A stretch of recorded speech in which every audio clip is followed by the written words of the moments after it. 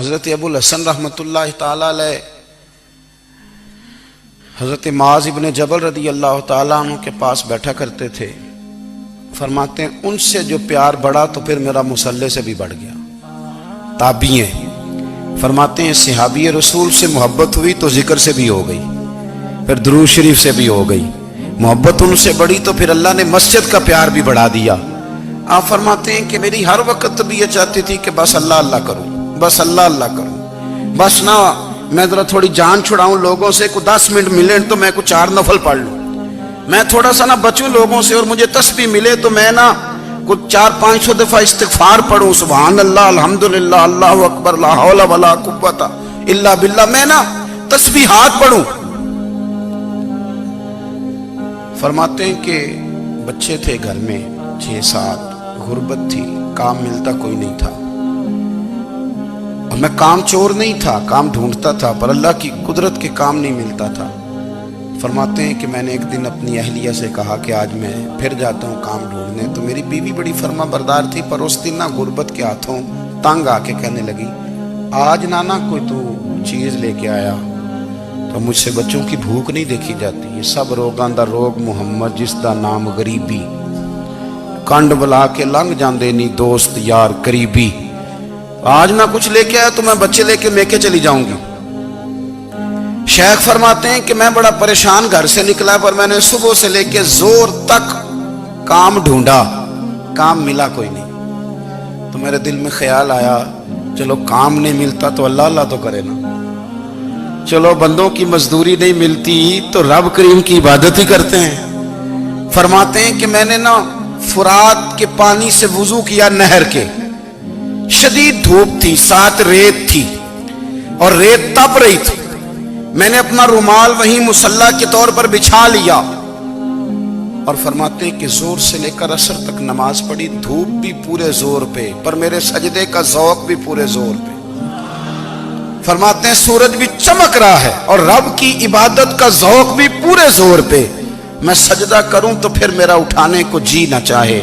میرے استاد لکھا کرتے تھے, یہ ان کا شعر ہے, وہ کہا کرتے تھے مجھے سوز دے, مجھے ساز دے, اور مجھے نیم شب کا نیاز دے, دم سجدہ خود کو میں توڑ دوں, مجھے ایسا ذوق نماز دے. اور میں تیری بہار کا پھول ہوں, میں کھلا بھی ہوں تو تیرے لیے, مجھے میری شاخ سے توڑ لے, مجھے اپنی زلف کا ناز دے. بھائی فرماتے ہیں کہ عصر تک میں نے نفل پڑھے, دل ڈھلنے لگا, عصر کی نماز پڑھی اور میں وہاں سے چلا. اب میں جب نکلنے لگا تو دل میں خیال آیا کہ چھوٹی چھوٹی دیواریں ہیں گھر کی, بغیر کچھ لیے جاؤں گا تو بیوی دور سے دیکھے گی تو شور کرے گی کہ پھر خالی ہاتھ آ گیا ہے. کہتے میں نے اپنی اسی رومال میں جس میں میں نے نماز پڑھی تھی نا, رومال میں کی آخی دے پنجابی جسافہ کہتے ہیں, اسی میں نا میں نے کچھ ریت بھر لی کہ وہ دور سے دیکھے گی تو سمجھے گی کچھ لے کے آیا ہے, چلو جا کے اسے بتا دوں گا کہ آج پھر مزدوری نہیں ملی.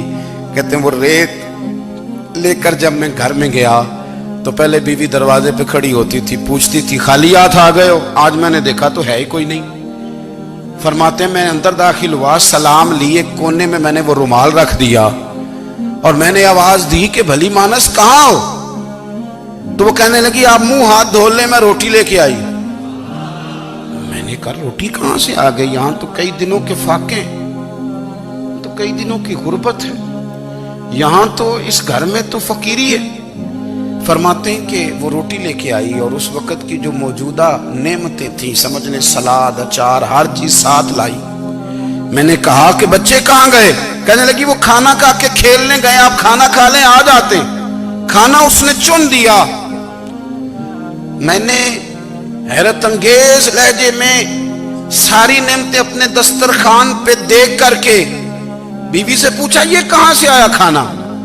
بچوں کو تو نے کہاں سے کھانا کھلایا؟ یہ سارا کچھ کیسا ہے؟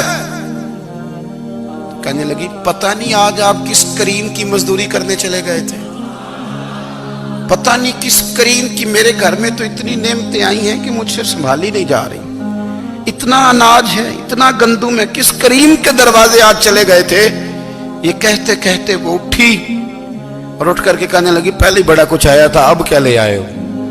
اور جا کر کے نا اس نے وہ ریت والا رومال کھولا کہنے لگے میں تو لے کے آیا تھا ریت، تو میرے رب نے اسے بھی سونے اور ہیرے بنا دیا تھا۔ جب آپ کی توجہ اللہ کی جانب، میرے نبی پاک صلی اللہ تعالی علیہ وسلم نے فرمایا ہر چیز اپنے رب سے مانگ، ہر چیز مانگ، ہر چیز مانگ۔ یا رسول اللہ کیا کچھ؟ میرے محبوب نے فرمایا تیرے گھر میں نمک بھی ختم ہو جائے تو وہ بھی اپنے رب سے مانگا کر، تو مانگنا وہ تجھے دے گا، تو اس کی بارگاہ میں کشکول طلب دراز تو کرنا۔ اور ترمذی شریف میں عجیب لفظ ہے، رسول کائنات نے فرمایا، رب کریم فرماتا ہے جب میرا بندہ ہاتھ اٹھاتا ہے نا تو مجھے حیا آتی ہے کہ میں خالی کیسے لوٹا دوں اس کے۔ اتنے بڑے بادشاہ کی بارگاہ میں، او بھائی لوگوں سے عزتیں تلاش کرتے ہو تو وہ کیا تمہیں عزت دیں گے؟ وہ تو کل اچھا کہتے ہیں پرسوں برا کہنے لگ جاتے ہیں۔ لوگوں کے سامنے گڈ بک میں آنا چاہو گے تو وہ تو سویرے تمہارے بارے میں کچھ کہیں گے، شام کچھ اور کہیں گے۔